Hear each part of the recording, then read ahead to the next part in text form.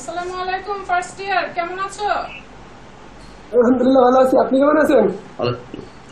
হ্যাঁ, ভালো আছি। আজকে আমরা যে ক্লাসটা নিব সেটি হচ্ছে জনপদ, প্রাচীন বাংলার জনপদ। জনপদ শব্দটা আমাদের দুটো কোর্সের সঙ্গে রিলেটেড। তোমরা যখন দক্ষিণ এশিয়ার ইতিহাস পড়ো তখন একটা জনপদের কথা তোমাদের সামনে আসে, সেটা হচ্ছে কি ষোড়শ মহাজনপদ। আবার প্রাচীন বাংলার জনপদ তার মানে হচ্ছে শুধু এই অঞ্চলে বা প্রাচীন বঙ্গ অঞ্চলে বাংলা অঞ্চলের যে জনপদ আমরা সেটা আজকে আমরা শুরু করব আমাদের কোর্সের অধীন। সেটা ইতিহাসে আমরা যে কাল বিভাজন কিংবা যুগ বিভাজন যেটা দেখি সেটা নির্ভর করে মূলত আর্থ সামাজিক রাজনৈতিক শিক্ষা দীক্ষা এই সবের উপর, বৈশিষ্ট্য উদ্ভব বিকাশের প্রভাব এবং কার্যকারিতার উপরে মূলত এই জিনিসগুলা নির্ভর করে। এখন প্রাচীন বাংলা যেহেতু প্রাচীন সময়টা আছে, আমরা তাহলে আগে প্রাচীন সময় কোনটাকে বোঝানো হচ্ছে, বাংলায় কোন সময়টাকে বোঝানো হচ্ছে এটা আমরা আগে একটু ক্লিয়ার করব। প্রাচীন বাংলার যে সময় সেটা হচ্ছে আমরা বলি যে খ্রিস্টীয় একদম শুরু থেকে প্রায় 13 শতক পর্যন্ত সময়টাকে আমরা বলি প্রাচীন যুগ। কিন্তু একই সময় আমরা যদি ইউরোপের দিকে তাকাই তাহলে দেখব যে 476 থেকে 1453 পর্যন্ত সময়টাকে তারা বলছে মধ্যযুগ। তাহলে পার্থক্যটা বুঝতে পারছো যে বিজ্ঞান শিক্ষা, সভ্যতার বিকাশ, বিনির্মাণ, শিল্পায়ন, অর্থনৈতিক উন্নয়ন সবকিছু মিলে একটা দেশের সঙ্গে আরেকটা দেশের পার্থক্য বা একটা অঞ্চলের সঙ্গে আরেকটা অঞ্চলের পার্থক্য হয়ে যায়। এখন বাংলা অঞ্চলে বা এই প্রাচীন বাংলার কথা যখন আমরা বলবো তখন প্রাচীন যুগে কিন্তু এই বর্তমান বাংলার যে এখন আমাদের যে বাংলাদেশ যে একক বা অখণ্ড বাংলাদেশ এরকমটা ছিল না। এমনকি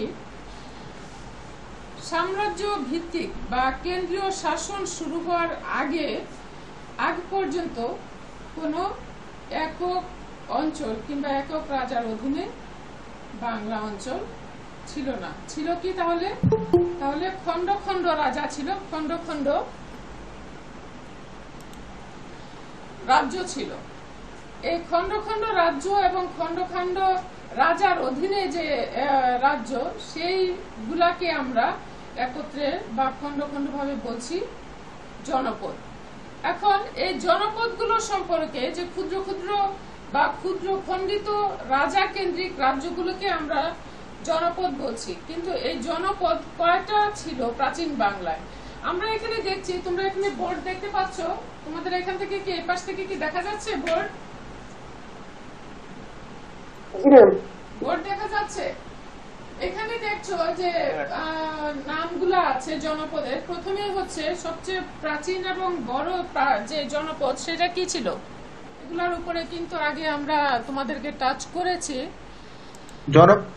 জনপদ টাচ করেছি সেটা প্রথমে এবং সমতর। সেটা সমতর। তোমার বাড়ি কি কুমিল্লা? কুমিল্লা যারা তারা সহজে বলবে সমতর জনপদের কথা। ঢাকা ফরিদপুর যারা তারা হয়তো বলবে বঙ্গ। হ্যাঁ, যাই হোক, আমরা আজকে প্রথম যে জনপদের কথা বলবো সেটা হচ্ছে গৌড়। সবচেয়ে শক্তিশালী জনপদ ছিল গৌড়। এই গৌড়ের জনপদ সম্পর্কে বা গৌড় জনপদ সম্পর্কে আমরা যে জেনেছি তার উৎসগুলো যদি আমরা দেখি, কারণ ওই সময় আমরা ইতিহাস পড়তে গেলে আমরা জানি ইতিহাস উৎস নির্ভর, তথ্য নির্ভর। হ্যাঁ, তো সে সময় যেহেতু আমাদের জন্ম হয়নি, তোমাদের জন্ম হয়নি, কাজে আমাদেরকে উৎসের উপরে নির্ভর করতে হয়। উৎসগুলো যদি আমরা দেখি তাহলে আমরা প্রথমেই বলবো পানিনি নামে একজন ঐতিহাসিকের নাম, ইতিহাসবিদ গবেষকের নাম আমরা জানি। ওনার গ্রন্থ কৌটিল্যের নাম তোমরা শুনেছো, চন্দ্রগুপ্ত মৌর্যের কথা তোমরা শুনেছো। তার মন্ত্রী ছিলেন, প্রধানমন্ত্রী ছিলেন চাণক্য, তারই আরেকটা নাম ছিল কৌটিল্য। এখন এই যে কৌটিল্যের কথা আমরা পড়লাম, কৌটিল্য জি ম্যাম। কৌটিল্যের অর্থশাস্ত্র ছিল, অর্থশাস্ত্রের নাম তোমরা শুনেছো। কৌটিল্যের অর্থশাস্ত্র, পাণিনির গ্রন্থ, হর্ষবর্ধনের শিলালিপি, তারপরে ষষ্ঠ শতকে বরাহমিহিরের বৃহৎ সংহিতার বিবরণীতেও আমরা গৌড়ের নাম পাই। তবে পুরাণে যে সীমানার কথা বলা হয়েছে গৌড়ে, পুরাণে বলা হয়েছে যে গঙ্গার পদ্মার দক্ষিণে এবং বর্ধমানের উত্তরে অবস্থিত ছিল গৌড় জনপদ। এই জনপদটি আবার মুসলিম শাসনের শুরুতেই একেবারে মালদহ জেলার লক্ষণাবতী গৌড় নামে পরিচিত ছিল এবং মুসলিম যুগের সূচনায় গৌড়ের রাজধানী ছিল লক্ষণাবতী। যখন শুরুতে প্রাচীন বাংলার প্রধান সার্বভৌম রাজা ছিলেন শশাঙ্ক এবং তার রাজধানী ছিল কর্ণ সুবর্ণ। শশাঙ্ক নিজেকে গৌরাধিপতি বলতেন, অর্থাৎ শশাঙ্কের সময়েই প্রথম গৌড় সবচেয়ে বেশি সমৃদ্ধ জনপদ হিসেবে আত্মপ্রকাশ করেছিল। এখন এই যে আমরা দেখলাম গৌড় জনপদ, তার প্রাচীন সীমানা, উৎস, রাজধানী, রাজা, এখন আমরা দেখব যে এই গৌড়ের বর্তমান অবস্থানটা কোথায়। প্রাচীন গৌড়ের বর্তমান অবস্থান হচ্ছে পশ্চিমবঙ্গের মালদহ, মুর্শিদাবাদ, বর্ধমান অঞ্চল এবং বাংলাদেশের চাঁপাইনবাবগঞ্জ অঞ্চলটি নিয়ে ছিল প্রাচীন গৌড় জনপদের সীমানা। তোমরা এতটুকু ক্লিয়ার? জি ম্যাম, বুঝতে পারছি। এরপরে আমরা যাব আরেকটা বড় জি ম্যাম। জনপদ, সেটি হচ্ছে পুন্ড্র জনপদ। পুন্ড্র জনপদ নাম তো অবশ্যই শুনেছো, যেহেতু এটা বেশিরভাগটাই হচ্ছে আমাদের অঞ্চলে, এই বাংলাদেশ অঞ্চলে এবং আমাদের খুব কাছে। সেটা হচ্ছে পুন্ড্র জনপদের উৎসের কথা যদি আমরা বলি, সেটি হচ্ছে বৈদিক সাহিত্য এবং মহাভারতে পুন্ড্র জাতির উল্লেখ প্রথম পাওয়া যায়, যারা পুন্ড্র নগর গড়ে তুলেছিল। এছাড়া মৌর্য যুগের মহাস্থান ব্রাহ্মী লিপিতেও পুন্ড্র নগরের কথা বলা হয়েছে। তবে পঞ্চম এবং ষষ্ঠ শতকে সমৃদ্ধির সঙ্গে সঙ্গে পুন্ড্র নগরের নাম হয়েছে পুন্ড্রবর্ধন। পুন্ড্রবর্ধন রাজমহল এবং গঙ্গা ভাগীরথী হতে আরম্ভ করে করতোয়া নদী পর্যন্ত 24 পরগনার খাড়ি অঞ্চল এবং ঢাকা ও বরিশালের সমুদ্র তীরবর্তী অঞ্চল এবং প্রায় সমগ্র উত্তরবঙ্গ ছিল এই পুন্ড্রবর্ধনের অংশ। শোনা যাচ্ছে? তাহলে পুন্ড্রনগর, রাজধানী পুন্ড্রনগর এবং শাসন করেছে মৌর্য এবং জি ম্যাম, শুনতে পাচ্ছি। জি ম্যাম, শুনতে পাচ্ছি। আমার মনে হচ্ছে যে সাউন্ড গুলো তোমাদের কাছে একটু পরে পৌঁছাচ্ছে, কারণ রিপ্লাইটা পরে আসতেছে। এখন এই পুন্ড্রনগরের যে বর্তমান যে অবস্থান, সেটা কোন এলাকা? বিশেষ করে বাংলাদেশ অঞ্চল, এবং সেটা হচ্ছে বগুড়া জেলা থেকে 7 মাইল দূরে। কোথায়? মহাস্থানগড়। আমি বললে তো বলবা হ্যাঁ ম্যাডাম গিয়েছি, চিনি। বগুড়া, বগুড়া এতক্ষণ পরে মহাস্থানগড়। আমি তো বলেই দিয়েছি বগুড়া জেলার 7 মাইল দূরে মহাস্থানগড়। এবং সবচেয়ে বাংলার বাংলার সবচেয়ে সমৃদ্ধ জনপদ হচ্ছে এই পুন্ড্র জনপদ। এর আগে আমরা গৌড়ের কথা বলেছি, সবচেয়ে সমৃদ্ধ জনপদ, কিন্তু গৌড়টা মূলত পশ্চিমবঙ্গ কেন্দ্রিক ছিল, আর পুন্ড্র ছিল আমাদের এই পূর্ববঙ্গ কেন্দ্রিক। এই অঞ্চলে সবচেয়ে বেশি সমৃদ্ধ জনপদ ছিল পুন্ড্র। আমরা এর পরের যে সবচেয়ে গুরুত্বপূর্ণ যে জনপদ সেটিতে যাব, সেটা হচ্ছে এখন আমাদের যে আমরা যে গুরুত্বপূর্ণ যে জনপদটিতে যাব সেটি হচ্ছে বঙ্গ জনপদ। বঙ্গ জনপদ প্রাচীন পুঁথিতে মগধ এবং কলিঙ্গের প্রতিবেশী রাষ্ট্র হিসেবে দেখানো হয়েছে। চন্দ্রগুপ্ত, রাষ্ট্রকূট এবং চালুক্য রাজাদের শিলালিপি এবং কালিদাসের গ্রন্থে গঙ্গা ও ভাগীরথীর মাঝখানে এবং বঙ্গোপসাগরের পূর্ব এবং দক্ষিণ পূর্ব বঙ্গের অবস্থান দেখানো হচ্ছে, দক্ষিণ পূর্বে বঙ্গের অবস্থান দেখানো হয়েছে। পালদের সময়ে উত্তরবঙ্গ এবং সেন আমলে বিক্রমপুর এবং নাব্য, এখানে একটা শব্দ দেখো, একটা শব্দ আসছে নাব্য। এই নাব্য বলতে মূলত বোঝানো হয়েছে ফরিদপুর, বরিশাল এবং পটুয়াখালী অঞ্চলের নিম্ন অঞ্চল, অর্থাৎ জলাভূমি যে অঞ্চলটা, সেই অঞ্চল। ময়মনসিংহ আছে ম্যাম। সরি, ঢাকা, ফরিদপুর, ময়মনসিংহ। হ্যাঁ, ঢাকা, ফরিদপুর, ময়মনসিংহ, এটা আমরা আসবো। সেটা আমরা এখনকার যে অবস্থান সেটা, কিন্তু আমরা প্রাচীন সময়ের কথা বলছি, যে পালদের আমলে উত্তরবঙ্গে এবং সেন শাসন আমলে বিক্রমপুর এবং নাব্য বলতে বোঝানো হয়েছে, বলেছিলাম আমি, ফরিদপুর, বরিশাল এবং পটুয়াখালী অঞ্চলের নিম্ন জলাভূমি যে অঞ্চলগুলো সেগুলা। এবং রাজাদের কথা যদি বলি, গুপ্ত, পাল এবং সেন রাজারা এই বঙ্গ অঞ্চল শাসন করেছেন। এখন যদি আমি বলি, তোমরা যেটা বলছিলে যে বর্তমান যে অবস্থান বঙ্গের, সেই অবস্থান হচ্ছে, সেই জায়গাগুলো হচ্ছে, আমরা কিন্তু প্রাচীন জনপদের কথা বলছি, যখন একক কোনো রাজ্য ছিল না, কোনো কেন্দ্রীয় শাসন ছিল না, যখন খন্ড খন্ড রাজ্য ছিল, সেই সময়কার কথা বললাম। সেই খন্ড রাজ্যগুলা এখন যে আমাদের বাংলাদেশ, তার কোন অঞ্চলে পড়েছে, সেই জায়গাগুলো হচ্ছে তোমরা যেটা বলছিলা যে ফরিদপুর, ময়মনসিংহ। হ্যাঁ, ঠিক আছে। হ্যাঁ, তার সঙ্গে হচ্ছে কুষ্টিয়া, যশোর, নদিয়া, শান্তিপুর, বিক্রমপুর, ঢাকা, ফরিদপুর এবং বৃহত্তর ময়মনসিংহ, যেটা আমরা বলি। হ্যাঁ, তার মানে হচ্ছে যে তাহলে দেখো যে প্রাচীন বঙ্গের সঙ্গে বর্তমান আমাদের যে বাংলাদেশ, মোটামুটি কিন্তু সবটুকু এসে গেছে। এবং তার সঙ্গে যদি আমরা পুনরের যে অঞ্চলটা আমরা দেখেছি, সেটা যোগ হয়ে আমাদের পুরো একটা একক বা অখণ্ড স্বাধীন বাংলাদেশ আমরা পেয়েছি। এই বঙ্গের পরে আমরা যাব আরেকটা গুরুত্বপূর্ণ জনপদ, সেটি হচ্ছে, তোমাদের কাছে কোনটা মনে হয়? হরিকেল। হরিকেল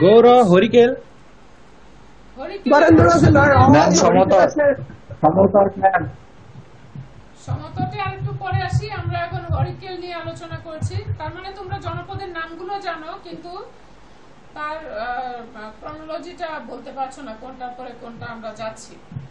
যাই হোক, আমরা হরিকেলে যাব। হরিকেলের যে উৎস বা যে এখানে দেখো হরিকেল, এখানে সমতট আগে বলা হয়েছে, আমরা হরিকেল আগে শুরু করেছি। আচ্ছা, আমরা হরিকেলটাই শেষ করি। সপ্তম শতকের যে লেখকরা, তারা প্রথম হরিকেল জনপদের কথা উল্লেখ করেছেন, এবং সেখানে সপ্তম শতকের চীনা একজন পরিব্রাজক চীনা পরিব্রাজক হিত সিং প্রথম ওনার বিবরণীতে বলেছেন যে হরিকেল হচ্ছে ভারতের শেষ সীমানায়, পূর্ব ভারতের শেষ সীমানায় হচ্ছে হরিকেলের অবস্থান। বলছিলাম, হিত সিং বলেছেন যে পূর্ব ভারতের শেষ সীমানায় একদম যে হরিকেল জনপদের অবস্থান। ইতিহাসবিদরা হরিকেল জনপদটি চিহ্নিত করেছেন শ্রীহট্ট থেকে চট্টগ্রাম পর্যন্ত বিস্তৃত এবং বঙ্গ সমতট ও হরিকেল প্রতিবেশী রাষ্ট্র। এখানে দেখো একটি শব্দ এসছে, শ্রীহট্ট থেকে চট্টগ্রাম। তার মানে শ্রীহট্ট কোন অঞ্চল? সিলেট, চট্টগ্রাম। সিলেট, চট্টগ্রাম অঞ্চল। Thank you. এখানে রাজা ছিলেন ত্রৈলোক্য চন্দ্র। উনি যখন চন্দ্রদ্বীপ দখল করেছেন, চন্দ্রদ্বীপে আমরা একটু পরে আসবো। চন্দ্রদ্বীপ যেহেতু ম্যাডাম ভারতের ত্রিপুরা রাজ্যের বেলেনিয়া, হ্যাঁ, আমরা একটু পরে আসছি বেলেনিয়া পর্যন্ত। আচ্ছা, আমরা একটু ওই ত্রৈলোক্য চন্দ্রের কথা আমরা বলছিলাম। ত্রৈলোক্য চন্দ্র হরিকেলের রাজা ছিলেন। উনি চন্দ্রদ্বীপ দখল করার সময় হরিকেলটাও সাথে দখল করেছিলেন। চন্দ্রদ্বীপ জনপদটি নিয়ে আমরা একটু পরে আসছি, আর একটু শেষের দিকে। এখন যে বর্তমান যে অবস্থান, তোমরা যদিও বলে ফেলেছো যে চিটাগং এবং সিলেট, ত্রিপুরা এবং চট্টগ্রাম, তার সঙ্গে পার্বত্য চট্টগ্রাম এবং অর্থাৎ উত্তর পূর্ব এবং দক্ষিণ পূর্ব অঞ্চল ছিল এই হরিকেলের অন্তর্ভুক্ত, হরিকেল জনপদের অন্তর্ভুক্ত। এরপরে আমরা আরেকটা জনপদে যাব, খুব বেশি বড় ছিল না সেটি হচ্ছে রাঢ় জনপদ। এটাকে অনেকে দণ্ডভুক্তিও বলে, আবার তাম্রলিপ্তিকেও অনেকে দণ্ডভুক্তি বলে। কারণটা হচ্ছে আমরা তোমাদেরকে প্রথমেই ক্লাসের শুরুতেই বলেছিলাম যে রাজা পরিবর্তন হওয়ার সাথে সাথে অনেক জনপদের সীমানা পরিবর্তন হয়েছে, অনেক নতুন নতুন নাম হয়েছে জনপদের, আবার অনেকগুলা জনপদ একসঙ্গে মার্জ হয়েছে। সেটাও আমরা দেখবো শেষের দিকে এসে, যখন শশাঙ্ক যখন রাজ্য শাসন করেছে তখন আমরা দেখেছি উনি অনেকগুলো জনপদ দখল করে মার্জ করে দিয়েছিলেন তিনটা প্রধান জনপদে, গৌড়, পুন্ড্র এবং এই তিনটি জনপদে উনি মার্জ করে দিয়েছিলেন ছোট ছোট জনপদগুলোকে। রাঢ়ের কথা বলছিলাম, রাঢ়ের যে বর্তমান যে অবস্থান বা রাজা যদি আমরা বলি, শশাঙ্ক এবং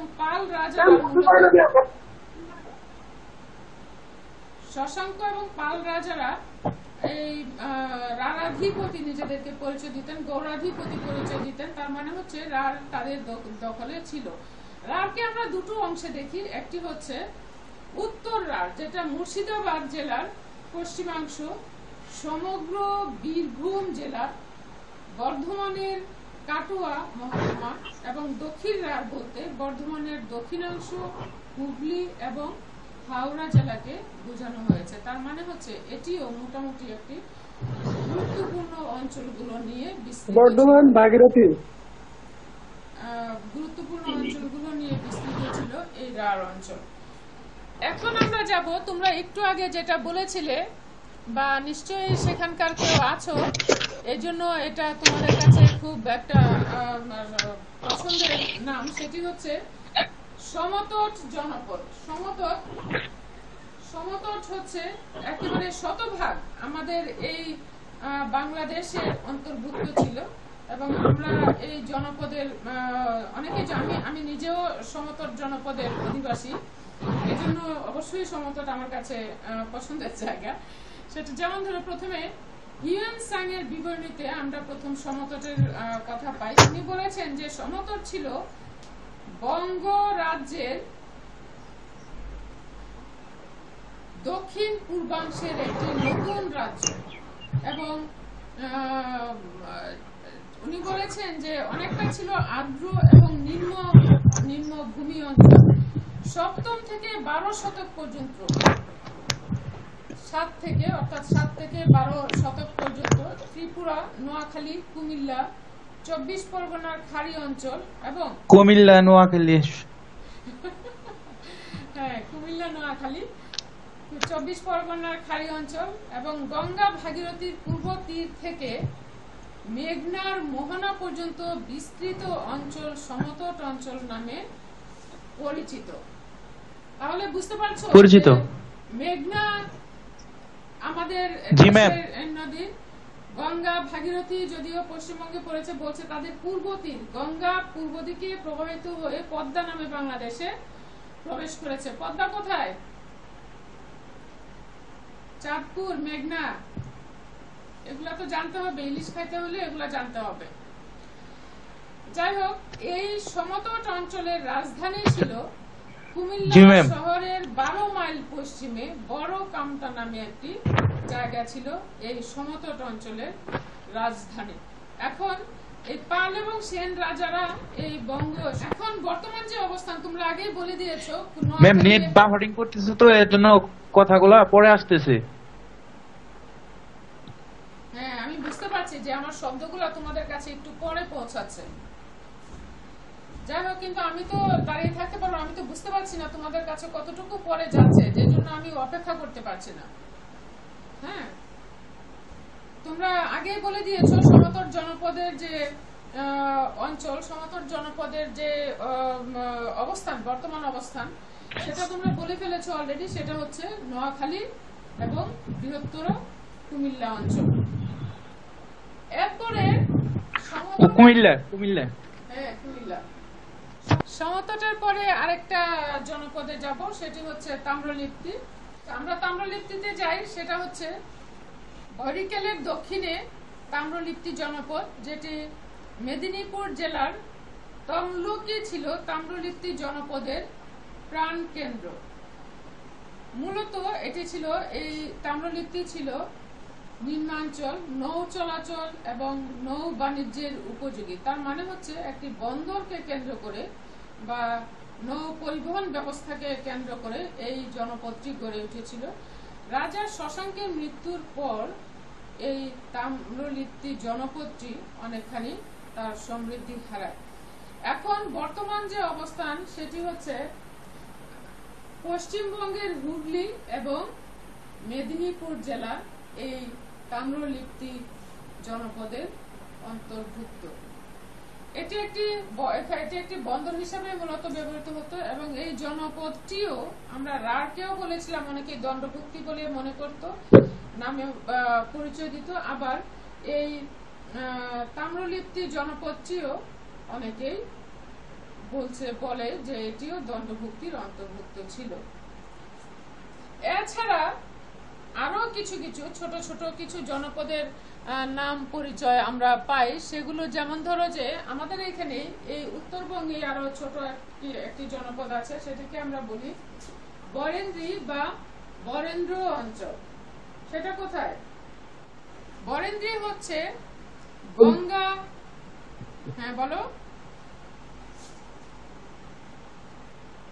গঙ্গা ও করতোয়া নদীর মধ্যাঞ্চল এবং বগুড়া, দিনাজপুর, রংপুর, রাজশাহী ও পাবনা নিয়ে বিস্তৃত ছিল এই বরেন্দ্রী অঞ্চল।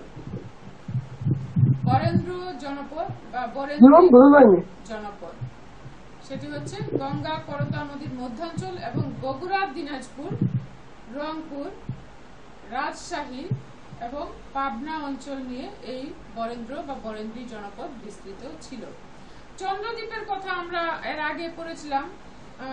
রাজা ত্রৈলোক্য চন্দ্রদ্বীপ দখল করেছিলেন। সেটির বর্তমান অবস্থান হচ্ছে বরিশাল, বালেশ্বর এবং মেঘনার মধ্যবর্তী অঞ্চল নিয়ে এই চন্দ্রদ্বীপ জনপদটি গঠিত ছিল, যেটি আমরা বলি অনেক সময় যে বরিশালের প্রাচীন নাম হচ্ছে চন্দ্রদ্বীপ।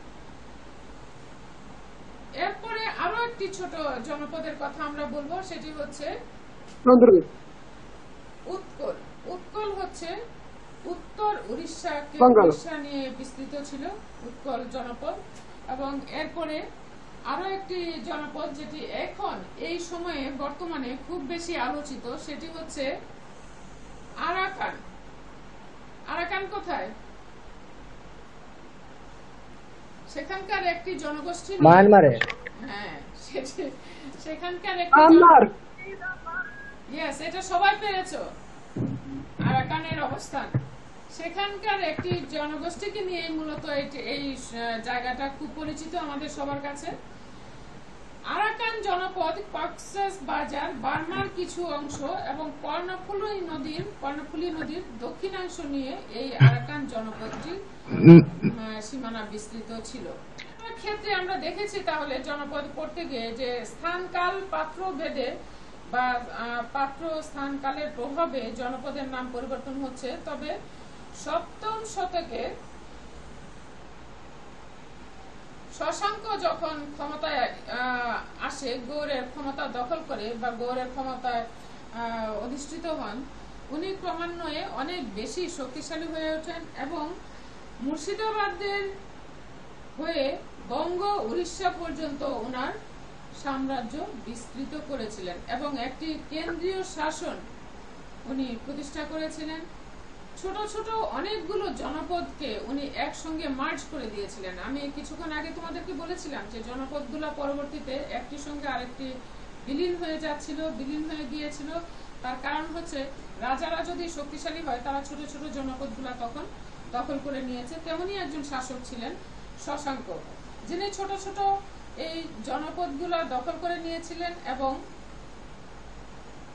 দখল করে নিয়ে উনি মার্জ করে দিয়েছিলেন। এবং ওনার সময়ে প্রাচীন বাংলার জনপদগুলো প্রধানত তিনটি জনপদে পরিচিত ছিল, সেটি হচ্ছে পুন্ড্রবর্ধন, গৌড় এবং বঙ্গ। বাকি অন্যান্য জনপদগুলো এই তিনটির সঙ্গে মার্জ হয়ে গিয়েছিল। এখন এই যে জনপদগুলো আমরা পড়লাম, যে জনপদগুলো সেটা হচ্ছে প্রথমে হচ্ছে গৌড়। আমরা পড়েছি কয়টা জনপদ পড়েছি? গৌড়, পুন্ড্র, বঙ্গ, সমতট, হরিকেল, রাঢ়, তাম্রলিপ্তি। এই 7টি হচ্ছে প্রধান জনপদ এবং এরপরে আমরা ছোট ছোট কিছু জনপদ কথা দেখেছি। সেটি হচ্ছে বরেন্দ্র বা বরেন্দ্রী, চন্দ্রদ্বীপ, উৎকল এবং আরাকান জনপদ। এছাড়াও অনেকে আরো অনেক ছোট ছোট জনপদের নাম হয়তো তোমরা বইতে পাবে। যখন টেক্সট বই পড়বে অবশ্যই ভালো বই পড়বে এবং বইয়ের নাম তোমাদেরকে আমরা ক্লাসে দিয়েছি। এই যে আজকে আমরা মোটামুটি একটা ছোট ক্লাসই বলা যায় অন্যান্য ক্লাসের তুলনায় এই জনপদের ক্লাসটা শেষ করব, কিন্তু তোমাদের কাছে হোমওয়ার্ক হচ্ছে এই জনপদে কে কোন জনপদে পড়েছো, সেই জিনিসগুলো কে কোথায় আছো নিজেদের আত্ম অনুসন্ধান করা হচ্ছে তোমাদের হোমওয়ার্ক। অর্থাৎ ম্যাপে দেখবা তোমার অঞ্চলটা কোথায় পড়েছে, তুমি কোন জনপদে পড়েছো, এটাই তোমার জন্য হোমওয়ার্ক। আমরা এই ক্লাসটা আজকে শেষ করব। আশা করি তোমাদের ভালো লেগেছে এবং তোমরা বুঝতে পেরেছো। এবং আমরা এই ক্লাসটা আমরা এখানে শেষ করব। তোমাদের সঙ্গে আমার নেক্সট সব ক্লাস জিরো হয়ে যায় দিতে। তোমাদের সঙ্গে আমার ম্যাম একটা প্রশ্ন ছিল। হ্যাঁ বলো বলো। ম্যাম কৌটিল্যের অর্থশাস্ত্র মানে অর্থশাস্ত্র নিয়ে যদি একটু বলতেন, ওটা কি আসলে রাজনৈতিক কোনো বই ছিল নাকি অর্থনীতি নিয়ে ছিল? না, এটা একটা রাজনৈতিকই বই ছিল। এটা চন্দ্রগুপ্ত মৌর্যের প্রধানমন্ত্রী ছিলেন চাণক্য, ওনাকেই অনেকে কৌটিল্য নামে, ইতিহাসে উনি কৌটিল্য নামে পরিচিত। এবং উনার যে মৌর্য সাম্রাজ্যের বিভিন্ন রাজার যে অনুশাসন, রাজ্য শাসনের যে অনুশাসন, সেইগুলাই মূলত এই কৌটিল্যের অর্থশাস্ত্রের বিষয়বস্তু ছিল। এটা শুধুমাত্র অর্থনীতি নিয়ে কোনো গ্রন্থ ছিল না। চন্দ্রগুপ্ত মৌর্যের শাসনকালের সবচেয়ে বড়, সবচেয়ে নির্ভরযোগ্য গ্রন্থ ছিল এই এই কৌটিল্যের অর্থশাস্ত্র। আর কোনো প্রশ্ন? জি ম্যাম, ধন্যবাদ ম্যাম। ঠিক আছে, আমরা তাহলে এখানে ধরো, ছাত্রদের ধরো। আমরা তাহলে ক্লাসটা এখানে শেষ করব আজকে। তোমরা ভালো থাকবে, নিরাপদে থাকবে এবং অবশ্যই সবাইকে নিজে সেফ থাকবা, অন্যদেরকে সেফ রাখবা। Okay, thank you ma'am. Thank you, আল্লাহ হাফেজ। Thank you ma'am.